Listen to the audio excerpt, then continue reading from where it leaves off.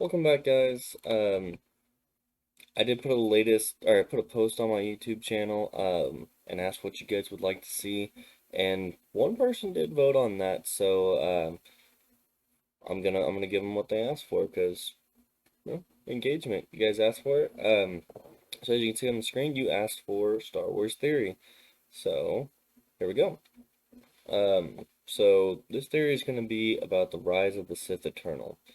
If you don't know what that is, those are the people in Rise of Skywalker that are in the crowd with Palpatine as he comes back. I'm gonna go ahead and dive into it. It's gonna be Rise of the Sith Eternal.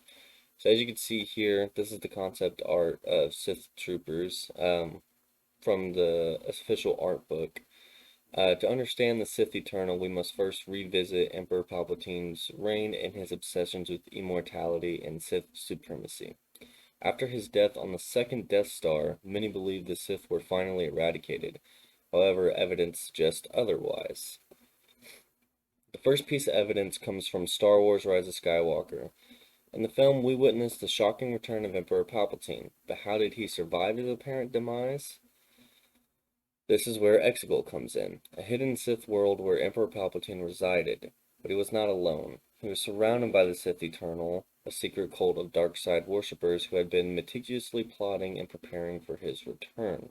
Now, basically, what he did is as he was falling down the reactor chute, or whatever you want to call that, he transferred his life essence into clones on Exegol. And they were very weak clones that couldn't really contain his power because, I mean, he was one of the most powerful force-sensitive beings in the universe. Um, that's why, his body's crippling and decaying when we see him in the movie. But this brings us to the next piece of evidence, Sith Troopers. These highly trained soldiers, donning crimson armor, were a formidable force in the final battle against the Resistance. But who were they and where did they come from? They didn't really explain that much in the movie, but based on Wikipedia and other sites, this is kind of what I have for you. The Sith Troopers were an elite military force cultivated by the Sith Eternal. They were trained by the ultimate weapons of the dark side, answering only to Emperor Palpatine himself. Now, whether they're referring to the Sith Eternal as, I think what they're talking about there is Emperor Palpatine's like cult of followers that were preparing for his return, like not the spirits of all the Sith before him that he was talking about, specifically just followers. Not even, it doesn't even specify that they're force sensitive, so I'm just thinking of like people that are backing him. Kind of like how Count Dooku are backing, I mean, people were backing Count Dooku's cause. Kind of doing that, but more of like a cult.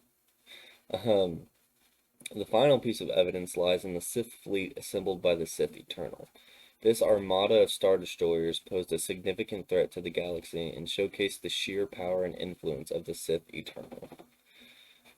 Our theory suggests that the Sith Eternal, with their intricate network, operated secretly throughout the galaxy, biding their time and working tirelessly to rebuild the Sith Order and ensure Emperor Palpatine's return to power.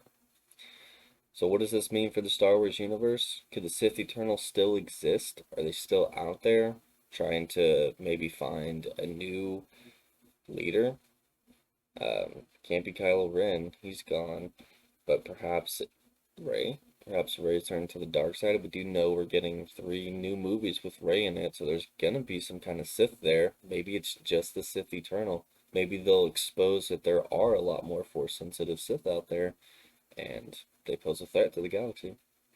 Anyways, thank you guys for watching. Thanks for letting me know what you wanted to see. I'll post another post and you guys can let me know what you want. See y'all later.